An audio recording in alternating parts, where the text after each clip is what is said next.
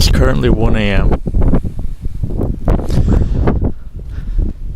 and this is the first snow I've seen in more than 10 years. Because I'm living somewhere where I haven't been in 10 years.